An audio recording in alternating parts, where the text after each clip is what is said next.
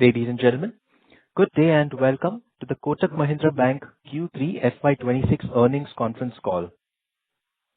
As a reminder, all participant lines will be in the listen-only mode, and there will be an opportunity for you to ask questions after the presentation concludes. Should you need assistance during this conference call, please signal an operator by pressing star and then zero on your touchtone phone. Please note that this conference is being recorded. I now hand the conference over to Mr. Ashok Vaswani, Managing Director and CEO of Kotak Mahindra Bank. Thank you, and over to you, sir. Thank you. Thank you so much, operator. Good evening. Good evening, everyone, and thank you for joining us. Before I begin, let me welcome Anup Saha, our new WTD designate. Anup brings over 3 decades of vast experience and domain expertise across many fields, including retail finance, analytics, risk, collections, and financial service operations. He will oversee our consumer bank, data analytics, and marketing verticals. His addition strengthens our leadership team and accelerates our ability to execute at scale. Moving on to today's agenda, I'll make some opening remarks.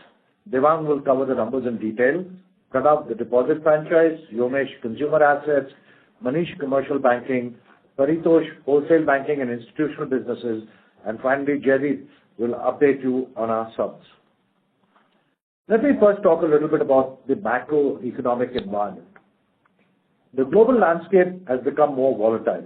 Geopolitical tensions, trade and tariff uncertainties have weighed on global investor confidence. While there seems to be a high level of confidence to get a trade deal with the EU, the absence of a final trade agreement with the US continues to add to this uncertainty.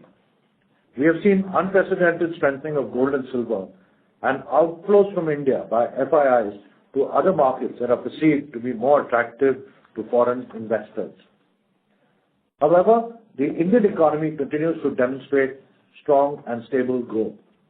GDP growth continues to be resilient with a positive outlook. This is supported by several enabling actions like the RBI's repo rate cuts and GST rate rationalization. 3Q also saw an uptick in growth led by the usual festive demand. Rural India overall looks stable, supported by good monsoons. The rupee weakness has partly offset tariff impacts, but has also affected foreign flows and liquidity.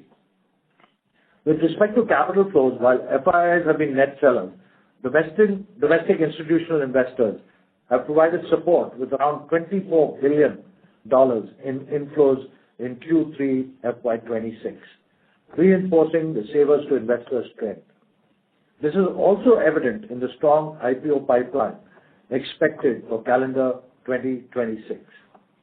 In the banking sector specifically, system credit growth has been healthy, but the flows into commodities and capital markets are putting more pressure on low-cost deposits. There is enhanced volatility seen in the banking sector liquidity. While benchmark rates are reduced, longer-term treasury yields have firmed down. Within this context, coming to Kotak, we remain focused on our strategy to scale responsibly. This discipline is reflected in our quarterly performance. In the bank, net advances grew 16% YOY. This is in line with our stated philosophy of growing our advances in the range of 1.5 to 2 times nominal GDP growth. We have seen consistent growth of around 4% per quarter for the last 3 quarters of this financial year. Average deposits grew 15% year on year. We have been focusing on granular CASA growth. This is on the backs of our focused segment strategy, and I will come to that shortly. We called out unsecured retail loans earlier.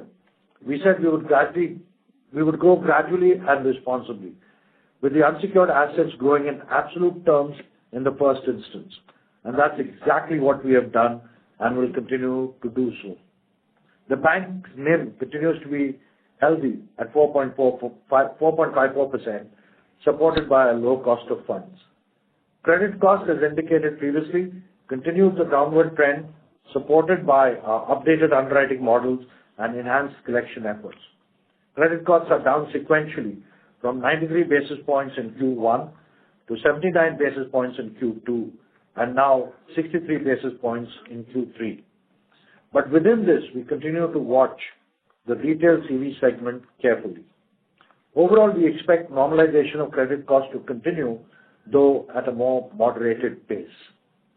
Total operating expenses continue to remain under control as we drive productivity and efficiency. This quarter includes certain one-offs, which Devang will cover in his comments. In the subsidiaries, this quarter our subsidiaries contributed 30% of consolidated profits, which grew 11% on a year-on-year basis. Jaideep will take you through the details. At an overall level, the consolidated book value per share grew 15% year-on-year to 176 rupees on a post-stock split basis. Stepping back, this was another quarter of solid progress against our stated strategy. Kotak is the most comprehensive financial conglomerate. We run the group through the bank and 19 wholly owned subsidiaries. This enables us to create holistic propositions for our chosen customer segments. In addition to this, we run Tractor Finance CVCE as standalone product verticals. We've identified 4 focus segments: high net worth, core India, SME, and institutional clients. For the high net worth segment, we have the private bank and solitaire propositions. Our private bank has shown consistent good growth in AUMs across MF, NDPMS, AIF, etc. Solitaire, our offering for the affluent, has worked well in growing CASA, SIPs, mutual funds, and driving card spend. In core India, we have our 811 offering. After the embargo, we are back to acquiring a large number of customers every month. This has also contributed to the savings book growth. Our recently launched 811 Super is attracting the digitally savvy younger customer with a much better ticket size. SME continues to be the backbone of Kotak. The total SME book grew 17% year-on-year to 1.16 lakh crores. On the institutional side, investment banking and alternate asset businesses had a very good quarter. Additionally, we continue to be leaders in Tractor Finance with a quarterly growth of 5% and year-on-year growth of 16%. On the tech front, we are now further accelerating progress on automation and digitization of Kotak, improving customer service and enhancing efficiency.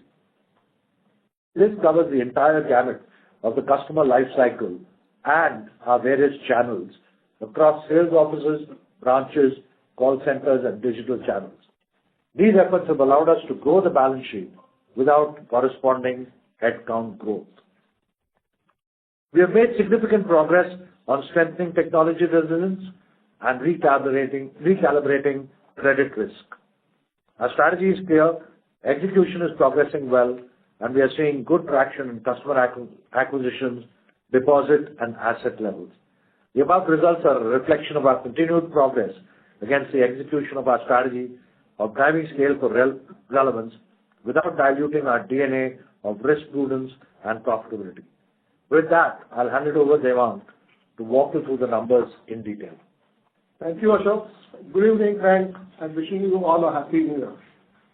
Let me start with the overall bank performance for Q3. If you look at it, this quarter actually saw all-round improvement in net interest income, fee income, as well as credit cost, combined with growth in granular low-cost deposits while maintaining the credit growth. Operating costs saw some one-offs related to acquisition and volume-related costs. I will speak about that later. The bank's balance sheet grew 15% on a YOY basis, with net advances growing at 16% YOY. For advances book, mortgage asset continues its growth trajectory with 18% YOY growth. Aggregate SME advances, as you know, we do SME from 3 separate verticals, which is combined within commercial bank, agri, working capital in consumer, and business loans and SME in wholesale business. All 3 put together growing at 17% YOY basis.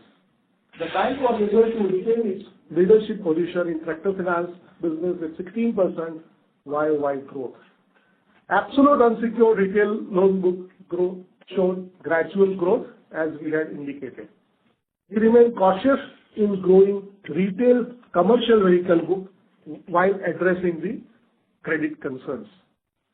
Coming to the deposit side, I think the total deposits grew 15% on a YOY, supported by healthy growth in low-cost deposits, as CA and fixed rate SA, both growing at 15% across customer segments. Even on average basis, we saw significant granular movement in low-cost deposits, with average CA growing 8% QOQ and average fixed rate SA going 4% on a QOQ basis. We have obviously also reduced our reliance on the LIBOR-linked SA, which has also helped us in getting a higher cost of fund benefit. CASA ratio at 31st December was at 41.3%. Bank's net worth is at 1,30,000 crores with a ROE for Q3 10.68%. Net worth increase in Q3 included about 2,000 crore unrealized gain on valuation of the strategic investments which we hold, which is the MCX and KFIN. As you know, we have been accounting this post-tax gains under AFS reserve, and we are not taking it to the profit and loss account. ROE for Q3 computed on net worth, excluding this cumulative AFS reserves out of the strategic investment, is actually at 11.29%. And if we further adjust for the excess equity at 15% sort of capital adequacy, our ROE is closer to 14%. At the bank standalone level, the capital adequacy is very healthy at 22.6%, of which CET1 itself is 21.5%. Coming to the income statement, bank ended the quarter with a PAT of 3,400 crores.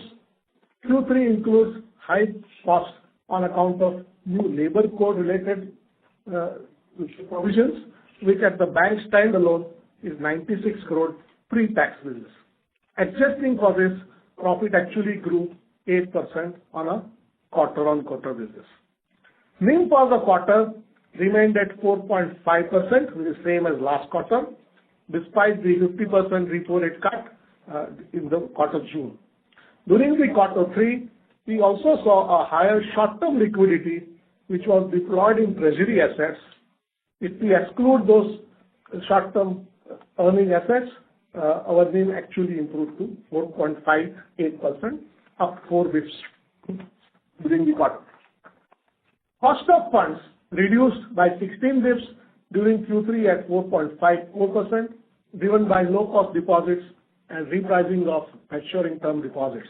So if I look at the cost of fund trajectory, it used to be 5.01 in Q1, reduced to 4.7 in Q2, now down to 4.54%. Fee income saw a healthy growth of 6% QOQ, contributed mainly by FX, debt capital, and distribution income. Credit card fee growth continues to remain muted. Employee cost of the bank is 2,200 crore for Q3, which includes 96 crore, as I mentioned earlier, pursuant to the new labor code. Further, there was a saving in retirement cost during Q2, if you recall, which we had mentioned, which has been normalized during Q3. So there is also an effect of Q2 or Q3 movement over Q2 under the retirement cost, which has also impacted the cost. Actual payroll cost without this, which is basically the CTC cost of all the staff, remains flat on a QOQ basis. Other operating expenditure of the bank is 2,700 crores for Q3, which is up 5% QOQ basis.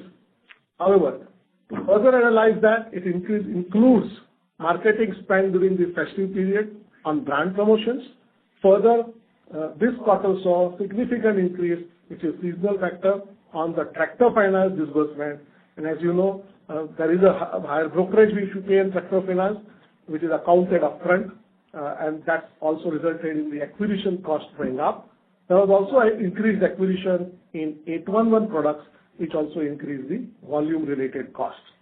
Cost-to-income ratio, without considering the one-off impact of the new labor code, is at 47.4%. Asset quality parameter across all the parameters improved significantly during Q3. on expected lines. Gross NPA at 1.3 versus 1.39, net NPA 0.31 versus 0.32 last quarter, with a provision coverage ratio now at 76%.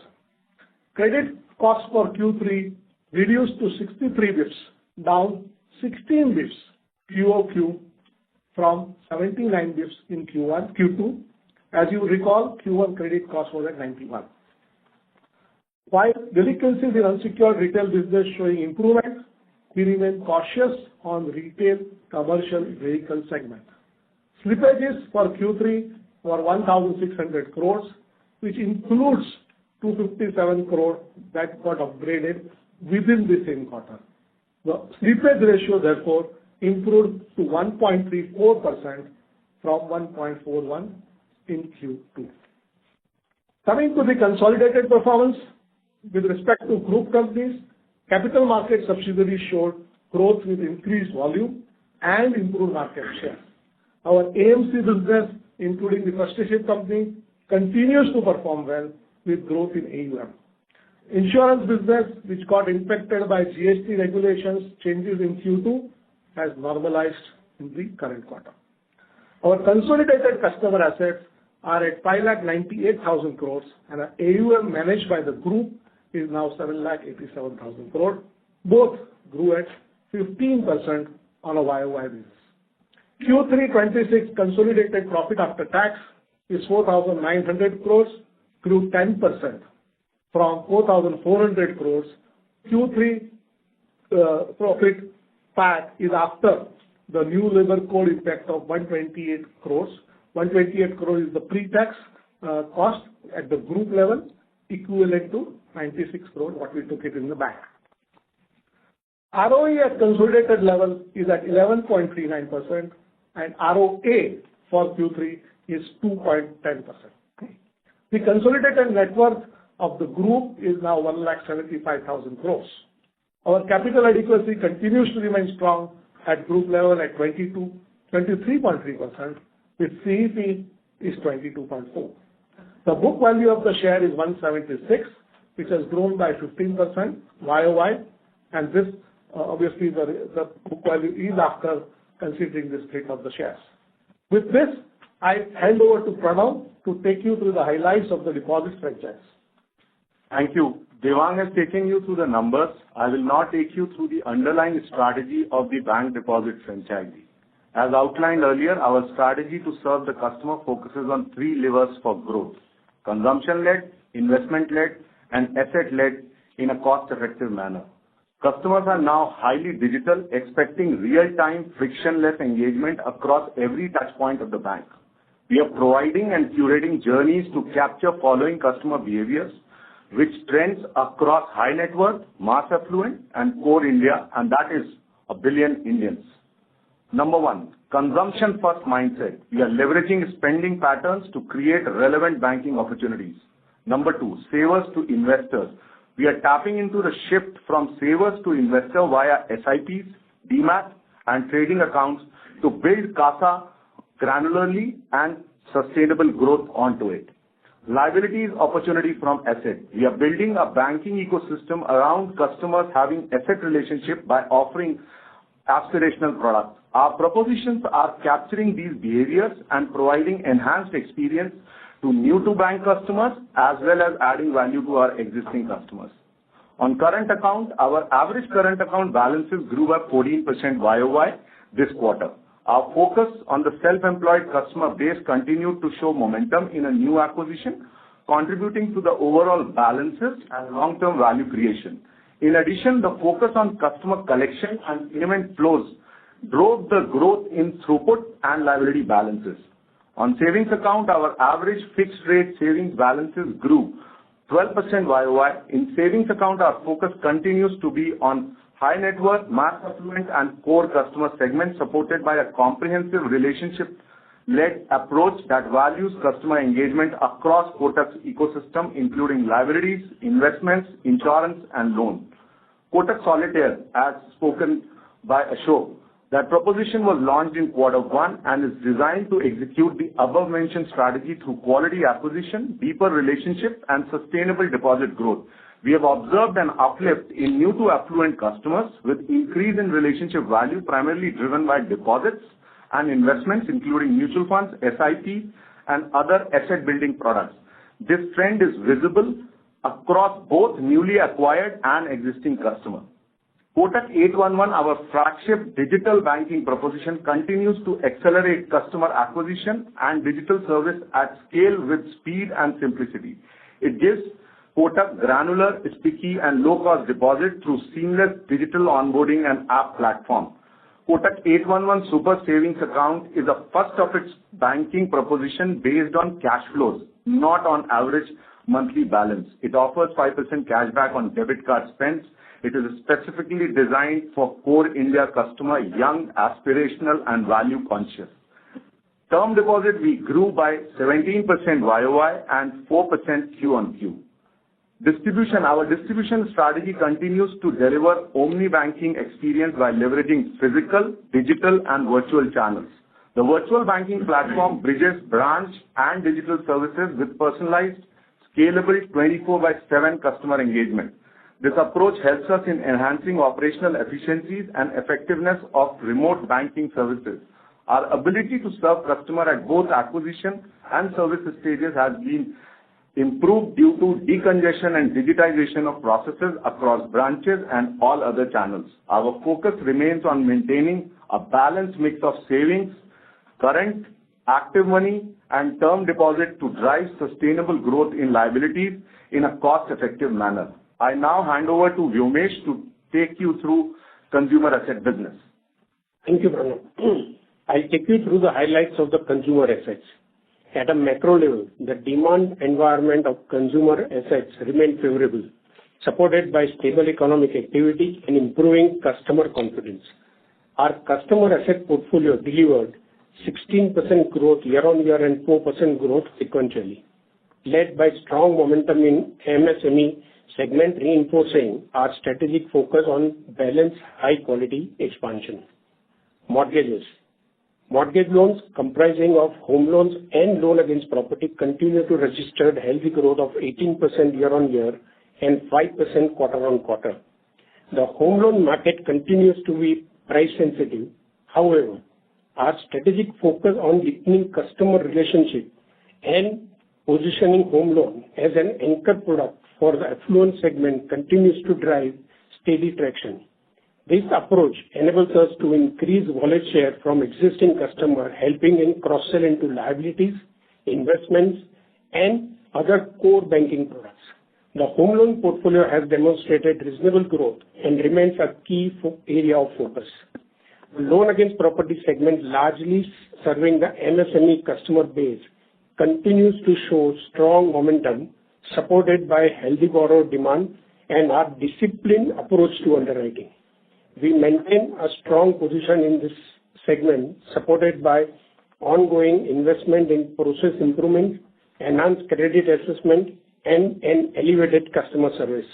Overall, the quality of our mortgage book remains sound, enabling us to sustain growth in this particular space. Business banking. There is a sustained demand for working capital across sectors, driven by a surge in consumption trends following the changes in GST. Our secured business banking portfolio, comprising micro and small SME customer, recorded a strong growth of 21% year-on-year and 5% quarter-on-quarter, with utilization levels remaining high, particularly during the festive period. In the unsecured business loan segment, growth has remained steady with our focus on maintaining portfolio quality. Overall, the business banking portfolio across both secured and unsecured segment continues to be stable. Personal loans.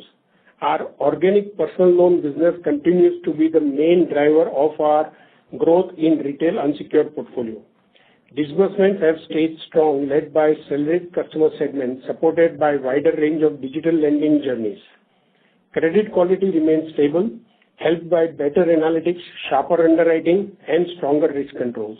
The rapid expansion of digital origination channels is allowing faster decisions, deeper customer reach, and healthy growth in this segment. The personal loan portfolio acquired from Standard Chartered last year is performing better than expected. Although the rundown of the acquired book has been quicker this quarter, the strong pickup in organic disbursement position us well for a return to growth in personal loan advances in coming quarters. Our focus on maintaining credit quality remains firm. We'll keep building this business by using data-driven insight, disciplined policies, and digital-first origination to manage risk effectively. Credit cards. Credit cards are key to our core strategy for deeper engagement with our customer, ecosystem stickiness, richer data insight, cross-sell, and better CASA retention to drive improved profitability. Our new Solidarity credit card continues to gain traction in the high net worth customer segment. The GST cut and festive season improved customer spends and stronger portfolio engagement. We are seeing consistent improvement in credit quality due to moderating delinquencies driven by enhanced data analytics, strengthened risk control, and portfolio seasoning. The analytics-led pre-approved programs, superior risk model, new product launches across customer segment, digital issuances, and targeted ecosystem partnership will drive scale with quality. In summary, delinquency in overall unsecured portfolio have improved with better flow rates and collection efficiencies observed in this quarter. We continue to enhance our risk management and monitoring framework for all our consumer asset portfolio. We are leveraging analytics, including machine learning models, alternate data in collection to increase collection efficiency and recovery of unsecured portfolio. I now hand over to Manish to take you through the commercial banking business. Thank you, Umesh. I'll start the highlights of commercial bank with the commercial vehicles portfolio.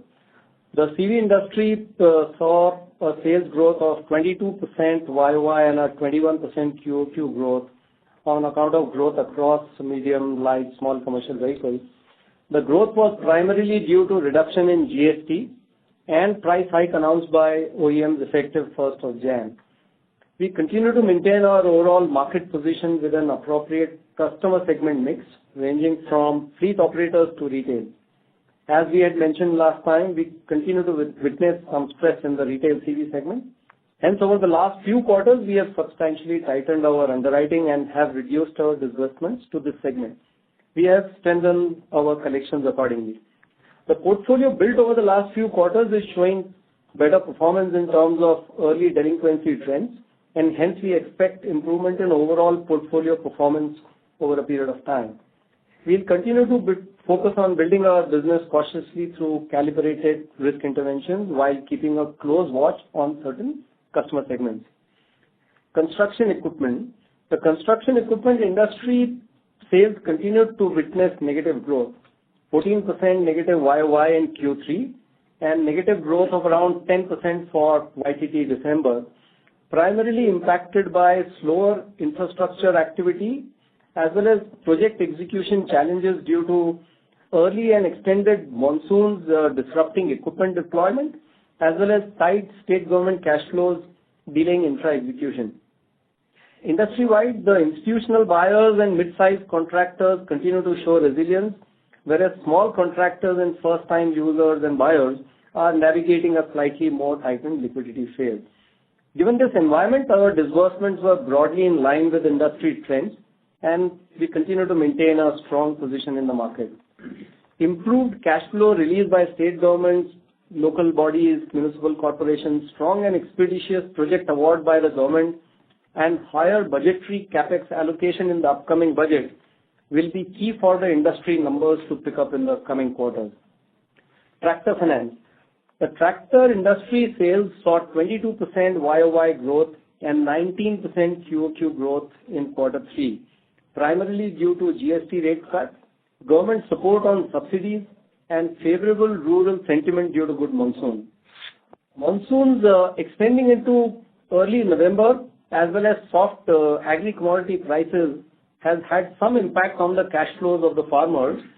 However, robust Rabi sowing should improve rural cash flows. Our disbursements grew broadly in line with the industry, helping us maintain our leadership position. Impact of cash flow for the farmers reflected in slightly lower collections efficiency in this quarter and is likely to recover as rural cash flows improve. Microfinance, the microfinance had started degrowing quarter-on-quarter from quarter 2 of last financial year. While the disbursements have picked up over the last few months, we expect the industry data to reflect a muted quarter 3 as well.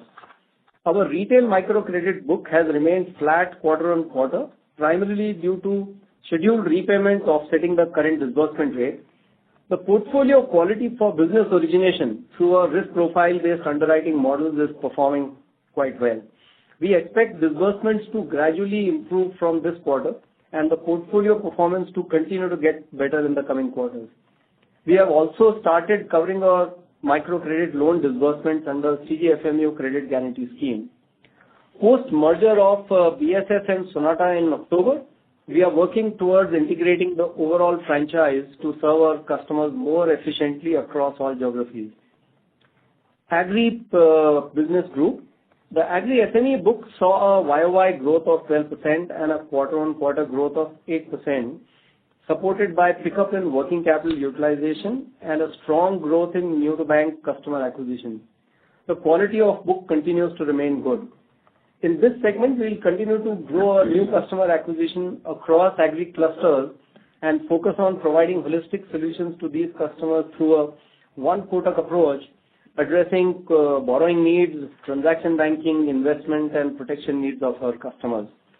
I now hand over to Paritosh to take you through the wholesale banking and institutional business. Thank you, Manish. I will now take you through the highlights of the wholesale banking and institutional businesses. This quarter, our wholesale banking assets, along with credit substitutes, grew at 17% YOY and 3% quarter-on-quarter, driven by robust advances growth. The credit substitutes book was, however, flat this quarter as better loan market pricing led to a shift from investments to loan. We maintained our emphasis on granular growth through the SME and mid-market verticals.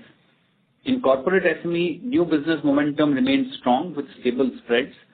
Adjusting for the migration we did at the start of this year from SME to other verticals of the corporate bank, SME advances grew at 26% YOY and 7% quarter-on-quarter.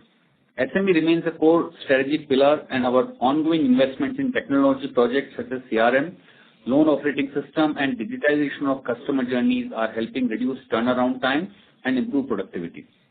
Consistent with our focus on building holistic long-term relationships with customers, we partnered with Indian Institute of Technology to launch programs that enhance further readiness and AI adoption among our SME customers.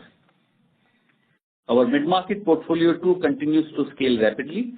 Our book here is diversified, and a substantial portion of the book is from working capital and flow-based businesses. Pricing continues to be a challenge in the larger corporate space, especially in long-term loans and project finance. We continue to focus more on flow-led businesses and profitability through higher cross-sell, greater share of transaction banking, and deeper penetration. Trade remains a priority. While overall growth in the trade book was muted this quarter due to pricing pressures and large mandates, the granular portfolio showed good momentum with new client acquisitions and mandates. We also saw good growth in the cross-border trade book in GIFT City. Our recently launched eWay Go digital platform for supply chain finance is also witnessing a robust pipeline.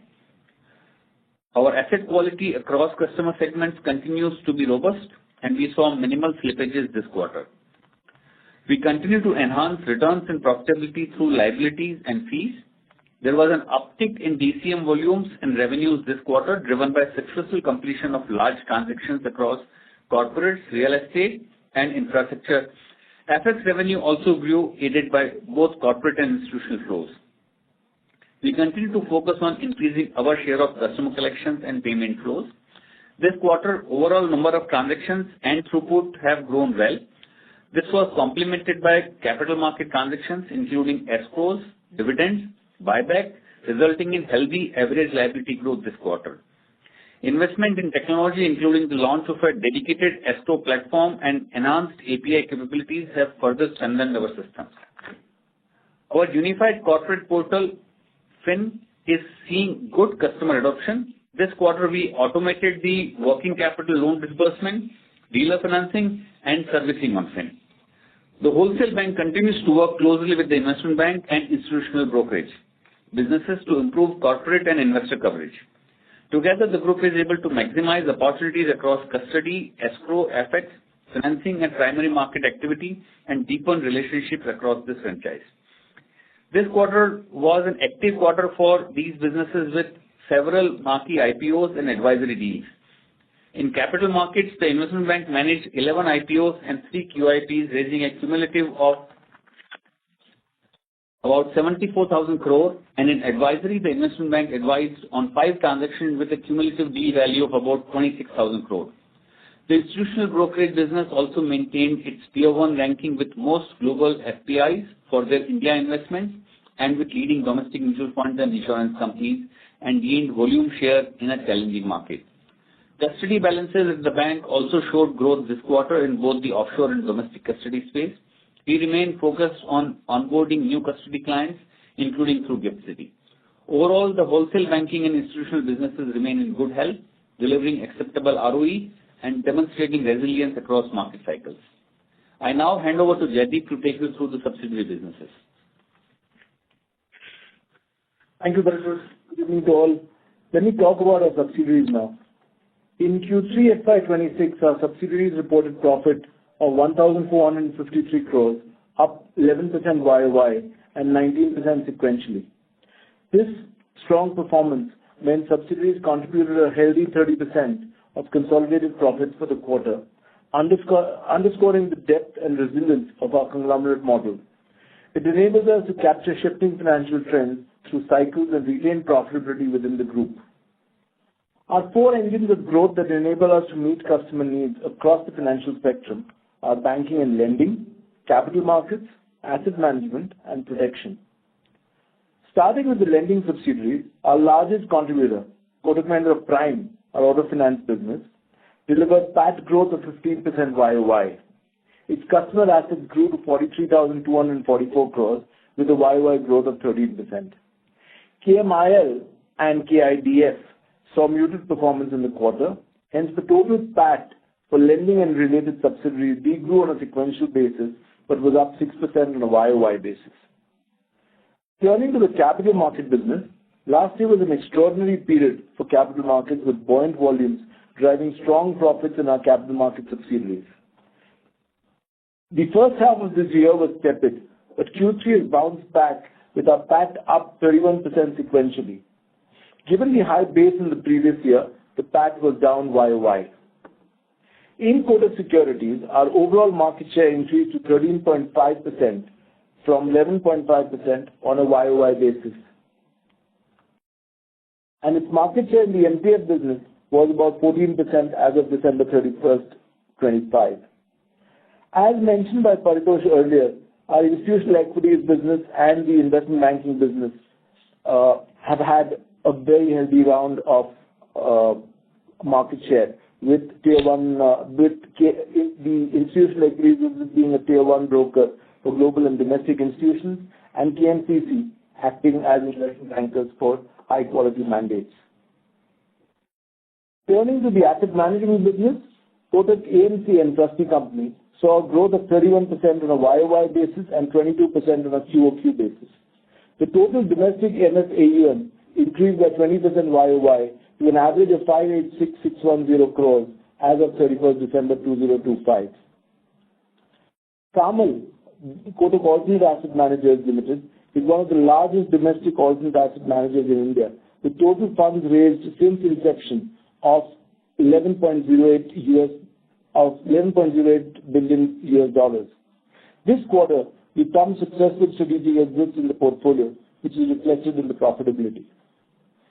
Moving to the life insurance business, the individual premium earned grew 18.7% YOY in Q3 FY26.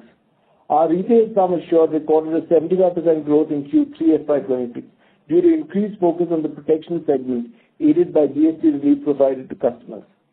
The AUMs have crossed 1 lakh crores for the life insurance business, showing a growth of 14% YOY.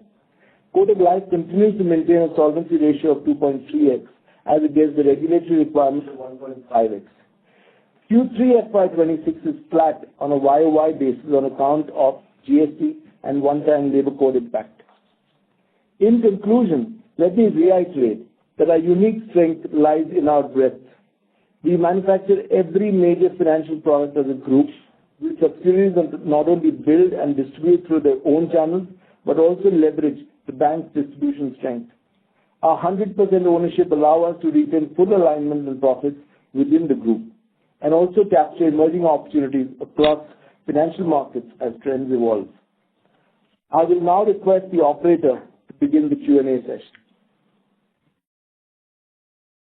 Thank you very much. We will now begin the question and answer session. Anyone who wishes to ask a question may press star and 1 on their touchtone telephone. If you wish to remove yourself from the question queue, you may press star and 2. Participants are requested to limit their questions to 2 questions per participant and to please use handsets while asking a question. Ladies and gentlemen, we will now wait for a moment while the question queue assembles. Our first question comes from the line of Kunal Shah from Citigroup. Please go ahead. Yeah. Hi. Thanks for taking the question. So firstly, on the margin part, it was flat quarter on quarter. Last time you had guided that there should be a gradual improvement looking at the deposit repricing and the CRR benefit. So what has actually changed in terms of the expectations with respect to margins? You had indicated maybe some short-term liquidity deployed into treasury, which impacted by 4 odd basis points. But apart from that, anything else which has impacted the margins, which has just led it to be flat quarter on quarter? And what would be the outlook getting into Q4 and next year? Hi, Kunal. Devang here. You're right. So let's understand what was impacted before going to the likely scenario next quarter.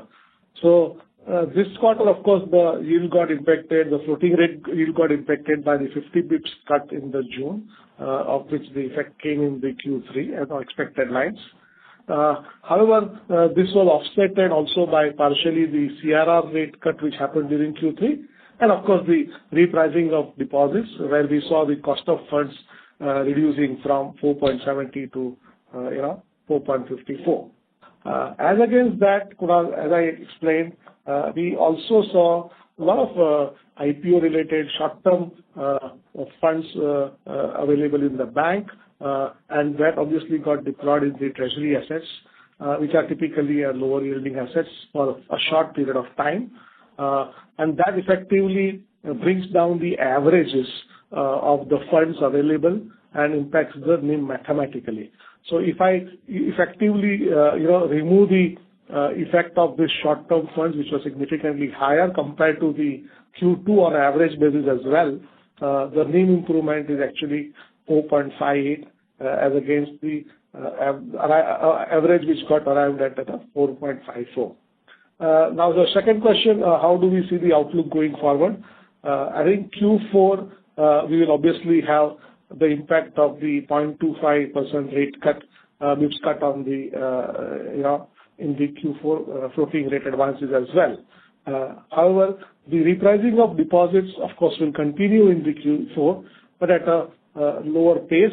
As you can see, actually, the cost of fund decline was 5.01 to 4.70, now to 4.54. So it has been obviously at a reducing pace, which will go into Q4 as well. However, the CRR cut which happened during each of the months in Q3, the average of that will have a full quarter impact, benefit actually, in the Q4. The last one, as you know, Q4 has a typical aberration where the February the lower number of days, while the yield on the advances are at a full month basis of 30 days, the deposits costs comes only for 28 days.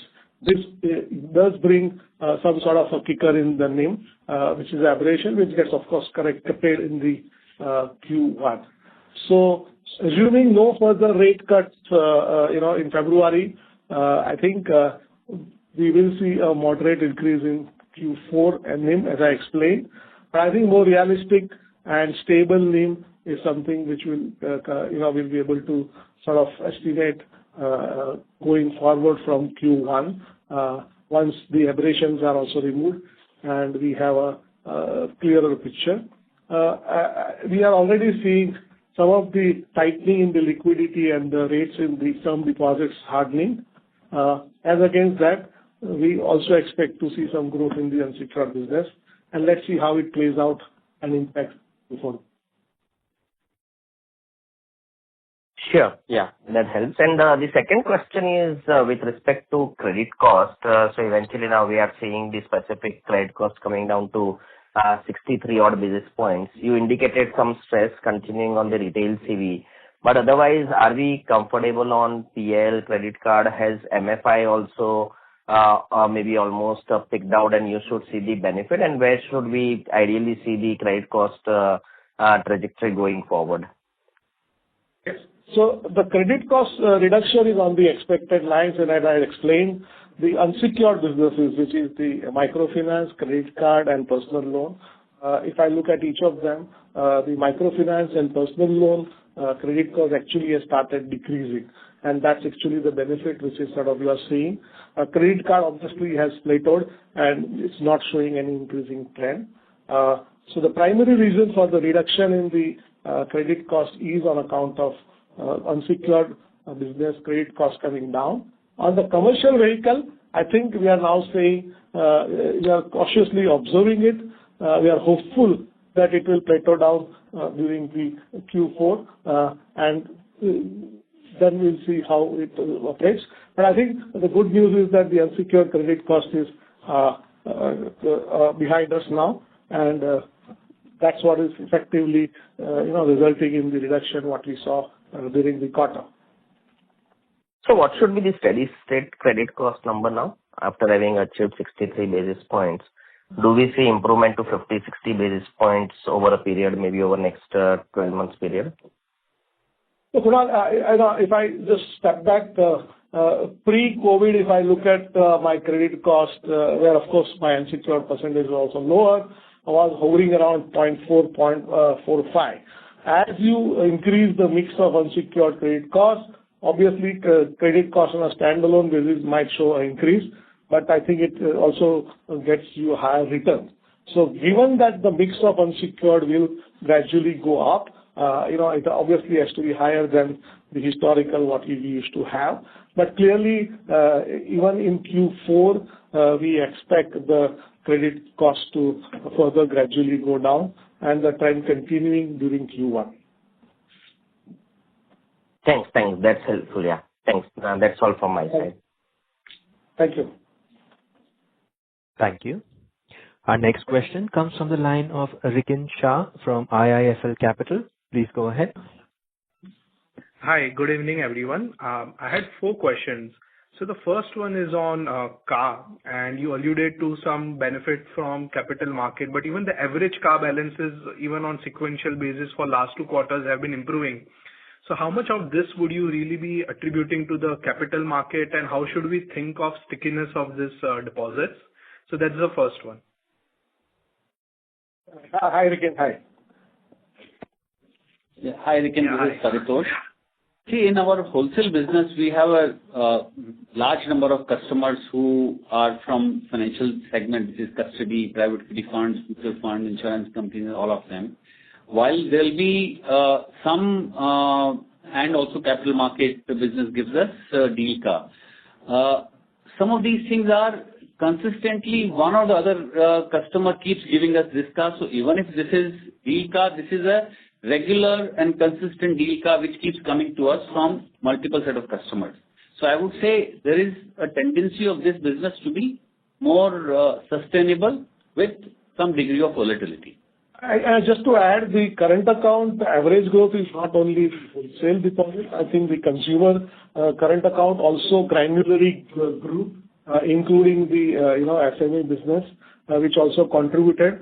My reference to the IPO and all that was with respect to the short-term deployment in treasury. But I think if I look at purely on a current account average thing, it's not only wholesale, but I think the consumer banking also contributed to that. in that. So despite, EOP, if you recall, we had said that Q2 EOP had a lumpy deal-based thing, but on an average basis also, if you see the current account is showing a growth, both for consumer as well as wholesale. Got it. The second one is on the SA deposits. So some of your peers have seen rundowns in the institutional SA deposits. So what is the quantum of such deposits for Kotak? Is it behaving for you, and the outlook on the same, please? Hi, this is Pranav. With respect to institutional or for that matter, marquee and bulky savings account, if you look at, we are more focused towards granularity, and we are also consciously looking on quarter, running down as far as some MIBOR is concerned. So, as far as the fixed rate size concerned, it is being built with primarily having more of retail focus onto it with granularity. And also, if you look at one of the engines of growth for us is 811, which is primarily the smaller ticket size, but with lot amount of granularity and an active participation of the core India into it. So that's how we have designed our strategy to take care of whether high net worth individuals are concerned or for that matter mass affluent, and then the core India. So that's where it is building on as far as more granularity than a bulkiness onto it towards institutions. Got it. The third one is on the total cost of deposit. How would that number look like? Would it be broadly 4.45%? And how much of term deposit repricing do you think is still remaining? So that's the third one. Look, I think we have indicated the average cost of the saving account, which is already there in that. I think the term deposit rates obviously have sort of reduced over quarter on quarter. But I think as I indicated, getting into Q4, clearly there is some tightening and hardening of the rate which may take place. In terms of the residual sort of repricing, explain the cost. If I look at the cost of fund benefit itself, which used to be about 32 bips in Q1, reduced to 16 bips in Q2, and now it is around 16 bips in Q2. Is further obviously as the repricing starts completing, it will further go down. So clearly, with the average deposit, which is between 9 to 12 months, and if you look at roughly the repricing started towards middle of Q1, we expect the repricing to get completed by Q1 of the next year. Got it. Perfect. And the last question is on the agri PSL. So some of the peers have had some regulatory supervisory observations. Would you be able to comment whether the same audit has been done or any broader color for your book as well? Yeah, so look, it's not possible for us to comment on other banks. I just don't know. As far as we are concerned, we have not taken any provision. Also, as far as the RBI audit is concerned, that is something that we are required to keep confidential, so I can't discuss the findings of anything from the RBI audit. But suffice to say that we have not taken, as you would have seen, we have not taken any provision in this quarter. Got it. Thank you, gentlemen, for answering all the questions. Good evening. Thank you. Thank you. Our next question is from the line of Abhishek Murarka from HSBC. Please go ahead. Yeah, hi, good evening. So my first question is on loan growth and specifically just coming to credit cards. This quarter we've seen, at least in the RBI data that came out, that a lot of other smaller banks have started increasing their card issuances. What seems to be holding you back in terms of card issuances and spend pickup? So, frankly, Abhishek, like we've been talking about, we completely revamped our credit card proposition. We've launched a whole range of new products, right from Solitaire to the top end to Air Plus and Air, which is a cash mile product for the mass affluent, and then a cashback product. This whole range of products are going out, and you will start seeing growth in spend and A&R. Having said that, look, we want to be cautious. We obviously don't want to grow very aggressively and then get into credit problems. And as you would have seen, Q3, generally speaking, has been a very muted quarter for credit cards across the industry.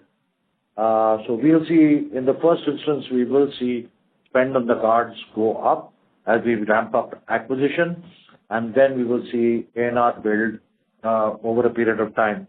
The newly launched products, particularly Solitaire, is doing very well, and we are very hopeful that those numbers will start showing up very quickly. So it's probably more a matter of time that all these steps that you have taken, they'll start building up, and we start seeing some traction maybe 1 or 2 quarters down the line in this portfolio. Yeah, that is correct. Understood. And as far as OpEx is concerned, so one of the things is that, the marketing spends and the acquisition cost, that will also continue to go up as, PL, cards, etc., all of these scale up. So just from a cost growth perspective, what kind of, say, medium-term growth should we look at as a sustainable run rate? Because right now, a lot of it is impacted by, last year's slowdown in several segments. But going forward, we're looking at more traction. So how would the cost growth pan out?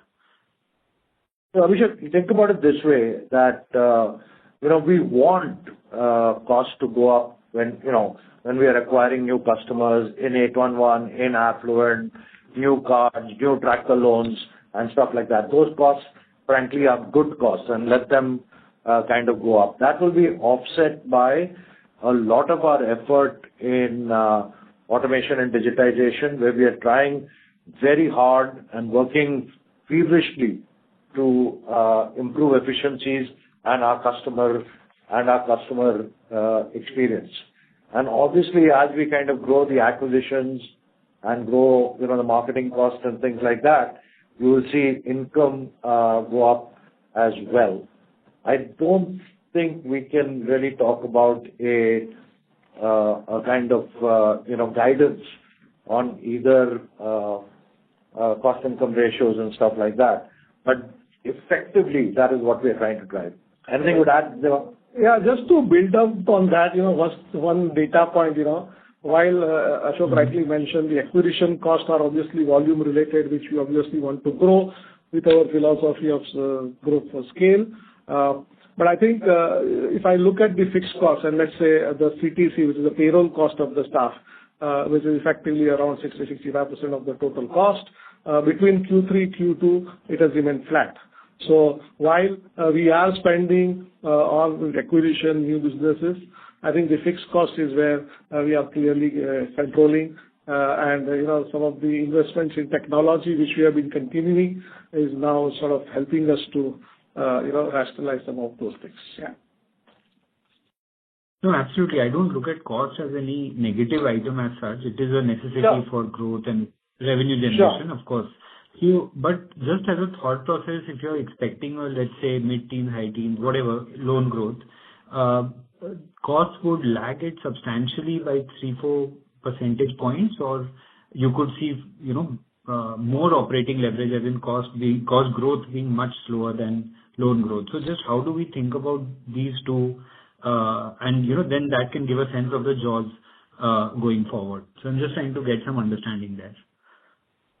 Over a period of time, Abhishek, not quarter by quarter by quarter, but on a trend basis, we should see cost to assets coming down. And we've started to see that trend, and we are hopeful that trend will accelerate. Actually, if you also look at cost to asset ratios, if you look at, as Ashok rightly said, over a longer period of time, if I look at from last year over this quarter, and this quarter, as I said, some aberrations.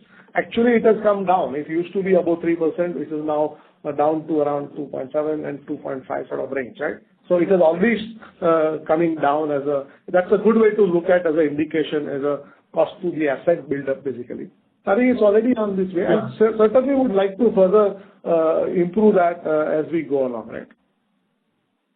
Yeah, no, exactly. So that is where my question was from, because cost to assets has come down in a period when some of your assets which require more spends, they have not grown. And now when they grow, does cost to asset go back to 3%, or from here you continue to see, steady reduction in cost to asset? So just that understanding, that's it. I think we would like to obviously maintain and, a cost to asset ratio in the range of 2.5 to 2.6, right? Okay. All right. Thank you. Thanks a lot and all the best. Thank you. Ladies and gentlemen, you are requested to please restrict yourselves to 2 questions only. Our next question is from the line of Mahrukh Adajania from Nuvama. Please go ahead. Yeah, hi, good evening. My first question is on ECL. So based on the draft, what would be the likely impact on credit cost for you from ECL? And my other questions are that you did mention or you did allude to some rundown in the PL portfolio purchased from Standard Chartered. So could you quantify or throw some light on it? And I just also wanted to know if you could quantify the proportion of liabilities which are yet to reprice in the fourth and first quarters from the old rate cuts. Yeah, hi. Oh, okay. Okay, on the ECL part, as you know, it is still a draft circular, which RBI has come up, and all the banks, including us, we have obviously represented, because it requires you to make a floor-based provisioning by asset segment. However, considering even the draft circular, the impact of the ECL provision is less than 2% post-tax for us in the bank. So it's not likely to materially impact even if we were to apply the draft circular as is. So that's the first point. 2% on the Standard. Sorry? 2% of the network. Okay. Yeah. And as you know, we have significant higher network than required, so we don't see any significant impact arising out of that. And even in fact, the circular also provides for amortizing that over four years and all that. But we'll see how the final draft circular comes. But I think it is suffice to say it is not a significant impact at all, even if you were to go as per the as-is circular.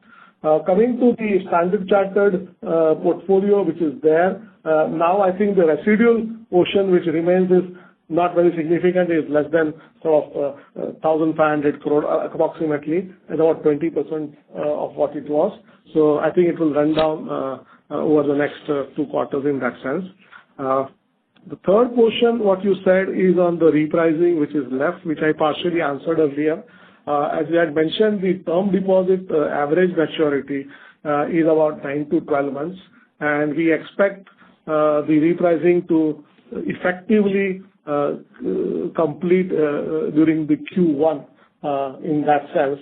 And that anyway, if you see the trend of cost of fund reduction, it reflects actually the repricing pace of the term deposit.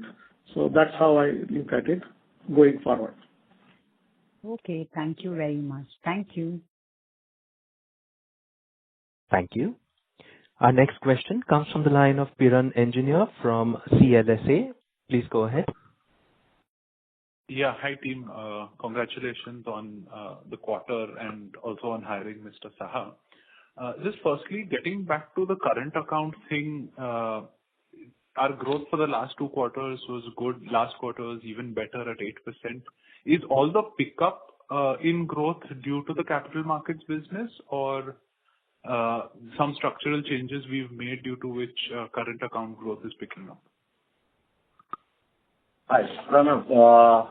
Our current account is primarily, if you look at, there's a lot amount of activity around the granularity in the market also, and we've been able to capitalize on in terms of the opportunity which is being thrown out there in the market as far as acquisition of more of what you call as private limited companies, proprietary and things like that. So our growth primarily, and that's where you'll find an AMB growth commensurating with the fact that these are granular current account franchisee getting created. I'll just add, in addition to that, our focus on building CMS capabilities and offering more cash management services to our corporate customers, which not only help us get better CA, also effectively helps improve productivity both at bank end as well as the customer end. So that's together between consumer bank and the wholesale bank helping us improve the CA. But I mean, see, this was also true a year back, right? Year and a half back. But our growth was still weak then, and we were catering to the SMEs. We had the consumer banking product, cross-selling current accounts to them. But this year we've seen, current account deposit growth really accelerate. So just trying to understand, maybe it just happened by chance, but have there been any specific steps we've taken? Was my question. Trust me, it hasn't happened by chance. It's been a lot of effort and a lot of focus of the sales teams, and Pranav has driven a lot of this through the branch network. We've been very focused on getting the affluent customer base. The level of changes that we've driven through our branch network, both in terms of process, focus, building out branches based on persona of catchment areas, making the whole acquisition process far more efficient. All of that, plus all the automation and digitization to help customers with their payment flows, has all resulted in this. So trust me, it's been a tremendous amount of effort and focus on this area, which has led to this kind of performance. Got it. Okay, that helps. Secondly, just on your agri-finance book now, last couple of years, it's been unchanged at 25,000 crores. And this is different from the tractor book. So can you just talk a bit about what loans are there here and why you're not growing them? And I'm presuming these are better yielding than the rest of the book. So this is primarily the agri SME value chain, which is what we cover here. So this is not the KCC book. This is primarily the agri SME value chain business, which is what we have kind of pivoted around, building around the various agri clusters across the geography. And that is something which we kind of pivoted as a strategy over the last couple of years in terms of driving it, and that is what is yielding results in terms of numbers that you are seeing. Slowly, the numbers have been inching up on our last 3 quarters when you see the numbers. Okay, so these are like food processing units or storage units or stuff like that? Yes, agri traders, agri processors, primary processors, secondary processors, all of that falls within this particular segment. Got it. Okay, and then just lastly, a couple of clarifications I needed. Devang, when you say the CTC is flat, but even if I adjust for the labor code, the employee OPEX is up 9%. So what am I missing here? And secondly, what is the mix of LAP in the mortgage book? So I also mentioned that if you see the pension liability, last time I had mentioned we had a benefit because of the interest rate movement, which has effectively reversed out and normalized during the quarter. So that is the first part. Second, I think some of the share-based incentive, which are like SAR, obviously the provisions has gone up because of the share price movement, which is impacted those provisions. Got it. And just on the LAP percentage of the mortgage book? LAP and sort of HF, I think it should be around almost equal 55-65 sort of thing, basically. Got it. Okay, that's useful. Thanks and wish you all the best. Thank you. Thank you. Ladies and gentlemen, you are requested to please restrict yourselves to one question only. Our next question comes from the line of Suraj Das from Sundaram Mutual Fund. Please go ahead. Yeah, hi. Thanks for the opportunity. I think a few questions have already been answered. Just a follow-up and 2 questions total. First one, on the credit card follow-up. Sir, while, I mean, as you have mentioned that your solitaire card seems to be performing well, but I guess last time you had earlier slowed down the card acquisition through 811 channel for the mass customer segment. Has that funnel been reopened? That is one. And then also, I mean, in terms of the solitaire card, it is a super premium card, right? So, is it a ROE accretive product? Related to credit card, also one question. In terms of this proportion of personal loans on credit cards, what could be that proportion in terms of this overall personal loan book of 25,000 crore? So that is question one. Question two, sir, is on strategy a bit. In terms of, say, the bank's leadership bandwidth in the consumer vertical has been further strengthened.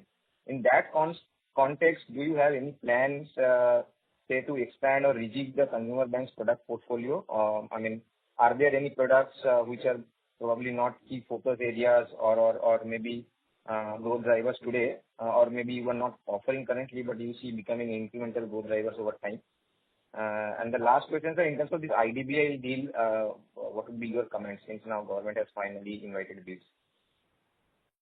Yeah. So let's start with cards, right? So Solitaire is targeted towards the affluent. Solitaire has landed well. The spend on the Solitaire card is proving to be very accretive for us. While it is still early days to see how it kind of builds up, I believe that Solitaire will be a profitable product in its own right, given the levels of spend that we're getting on Solitaire. Your other question around 811,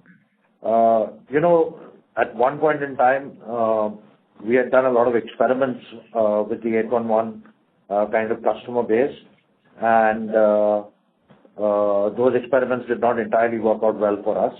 It's not as if we are not selling card products to the 811 base, but we're doing it in a much more refined kind of way, using advanced risk models and capping exposure just to make sure that we're getting it right. So that will kind of continue. We will come back on cards and kind of grow the book. IDBI. So we look at every single transaction that comes up in the marketplace, and we essentially have three criteria that we look at. The first criteria we look at is this particular transaction going to add to us strategically, right? If the transaction adds to us strategically, then of course we go to the next stage. If it doesn't add strategically, it kind of goes away. Then we look at valuation and say, what is the valuation on this particular transaction, and is it value accretive for the firm? I've said time and time again that for us, scale is scale for relevance and not just scale for size. So does it really add strategically, and will it be accretive to the group? If it is both strategically and financially good, then of course we get excited about the transaction. But even then, there is a third lens that we put to it. And the third lens that we put to it is really the lens of saying, what is it going to take to really integrate this kind of acquisition? Right? We are on a pretty significant transformation path. Our transformation path is about getting far more customer-centric. It's about automating and digitizing Kotak to take it to a completely different level. And there's a lot of effort that we're pushing into driving those efficiencies within the system, because those will be clearly longer-term significant benefits for Kotak. So even if it meets strategically or if it meets valuation, then we always compare what does it really mean in terms of integration. How much management bandwidth is it going to be? How much of that will be a distraction? What are the kind of things that you really want to spend your time on? You want to spend your time on developing new technologies, getting into the AI game, making customer satisfaction a bigger priority, or do you want to spend your time integrating HR systems, dealing with labor unions, and all of that kind of good stuff. And therefore, we look at every single opportunity against these three lenses, right?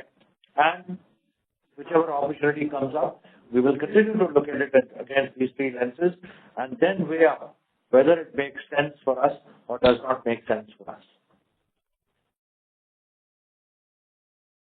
Sure, sir.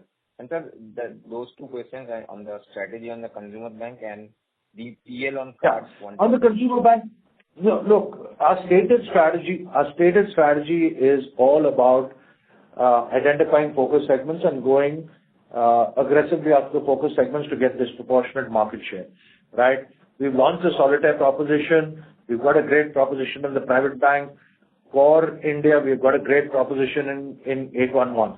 Now, these propositions, once we land the proposition, it's not as if we are going to just keep quiet, right? We want to continue to enhance these propositions so that we get a greater deal of customer engagement and a higher level of acquisition. So that is going to be an ongoing effort as far as we are concerned, right? And we're constantly monitoring what our customers are saying, what do they really want, and how can we serve these customer segments better. And based on the feedback that we are getting, based on the conversations, we will improve the propositions that we have in the marketplace. Sure, sir. And any quantum, if you can highlight on the PL on cards portion on the overall personal loan book? So we have a pretty much separate product in PL, and therefore PL on card, frankly, is, to my mind, is not such a great product because it clogs up the credit limit, and therefore for us that is not a very significant proportion of the credit card book. Got it, sir. Thank you for answering all my questions. Thank you. Our next questioner is Jai Mundra from ICICI Securities. Please go ahead. Hi, good evening, sir. Thanks for the opportunity. So on slippages, right, so the absolute slippages are stable QOQ. You have been mentioning that the bank has been experiencing improving trajectory on personal loan, credit card, MFI, and those are supposedly high delinquent product. So if they are improving, then, you know, which is the piece which is rising and hence the overall slippages are stable? That is if you can provide some clarity there. Apart from the retail CV, which anyway is a very small proportion, I believe. Hi, Jai. So if you look at the slippages data, you know, you are right that if you compare just the slippage data, say 1,629 going to 1,605 doesn't make a significant reduction. But I think I would urge you to look at the fresh slippages upgraded within the same quarter. So if you look at the number, you know, during this quarter is 257.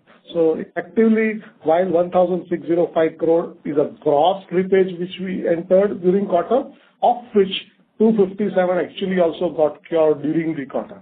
If I look at the similar number in the last quarter, it is 1,629.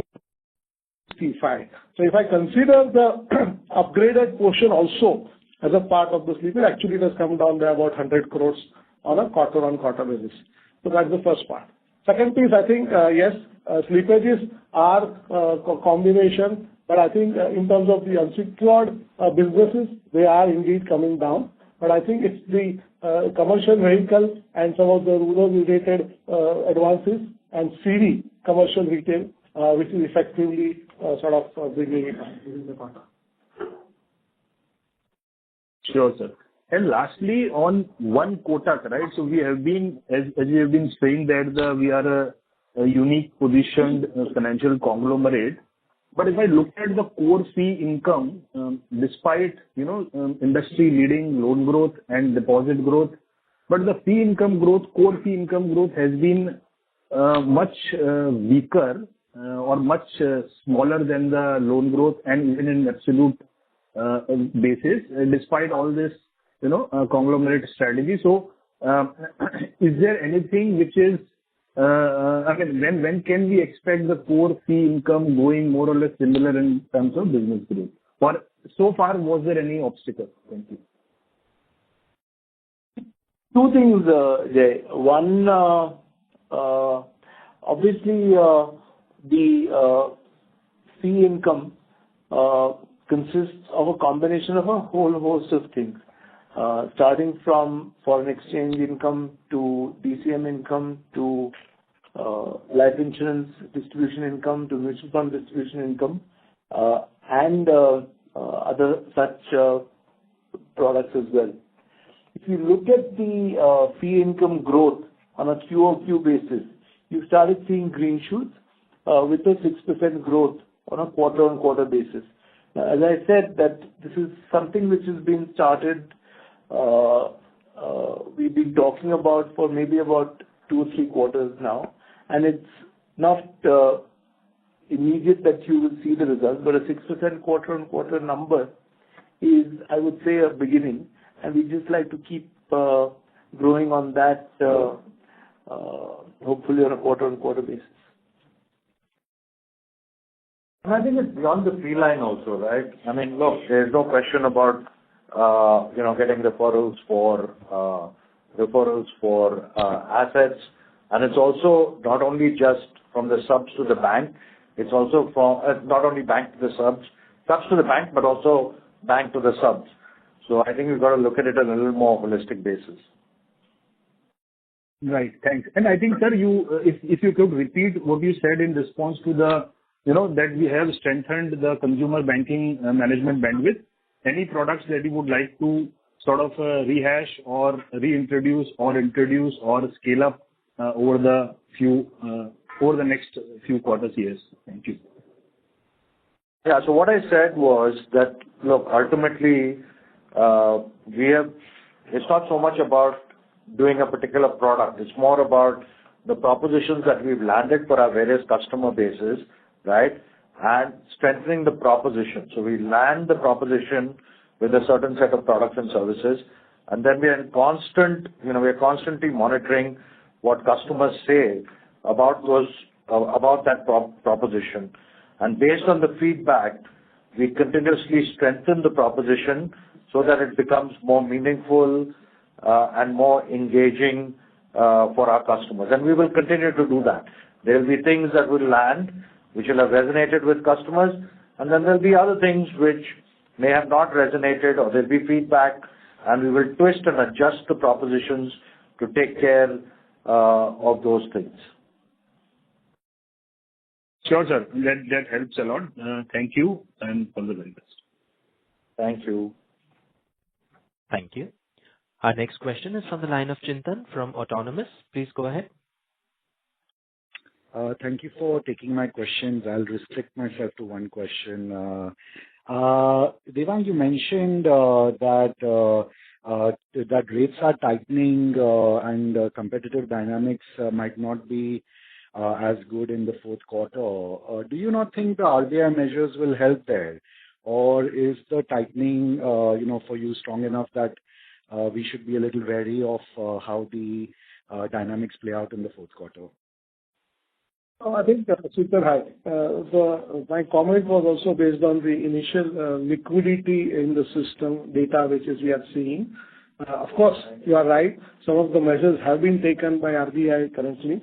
But typically, Chintan, if you see, Q4 is a very quarter where for the corporates as well as for the bank, where the liquidity does tighten up in that sense.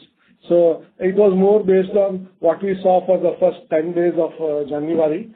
Of course, if RBI takes measures and to ease it out, it will sort of reflect in that. But till date, at least we have seen at least the term deposits actually rates. If you see the term deposit rates quoted by the peer banks across the buckets have actually inched up. So my comment was based on that experience actually. Now, of course, with these measures tightening, who knows whether they will sort of further bring it down, but let's see about that. Yeah. Okay. And just a request for the next quarter, just for a couple of quarters, if you could give us yield on advances and cost of deposits, just as this repricing completes. I know you don't want to get into that granularity, but it'll help for a few quarters. Thank you. Yeah, we will consider your request. Thank you. Thank you. Ladies and gentlemen, we will take that as our last question for today.